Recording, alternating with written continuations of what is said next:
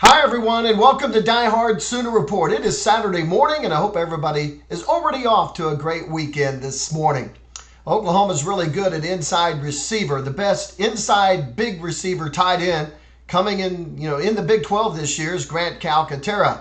Grant's been pretty good at Oklahoma, hasn't he? And played a little bit as a freshman and backing Mark Andrews and had a pretty good breakout year the second half of the year, and he's expected to really be a threat for the Sooners this year. His rating is at 1.27. That outdistanced everybody else by a bunch.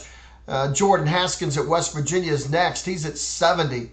So that's how much better Grant Calcaterra is than anybody in the conference, and he'll be one of the best big receivers, inside receivers. Sometimes I don't even know if he's the best inside receiver on the Sooner team with Lee Morris. Touchdown Lee Morris, right? Every time he touches the ball, he seems to score. He even did in the spring game. He's a prolific player. Now, he's not a true big inside tight end type receiver, but he's big enough at 215 pounds and 6'2" that he really makes it work. Other inside receivers for the Sooners like Nick Basquin and Michael Jones and Drake Stoops, and I think Trajan Bridges will play some in there. They'll play on the other side. I mean, OU is really gifted at inside receiver. I find it interesting. Grant, I've always heard that he wants to come out after his junior year. It seems like he's just now blossoming, and you wonder if that will be a good idea.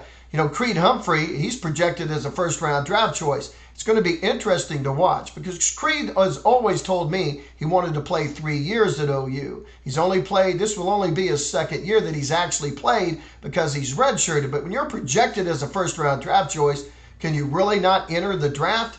So that's going to be an interesting one to watch. And, the fact that, guys come out so early now, even if they're third, fourth, or fifth rounders, you almost have to play them as freshmen and not redshirt them.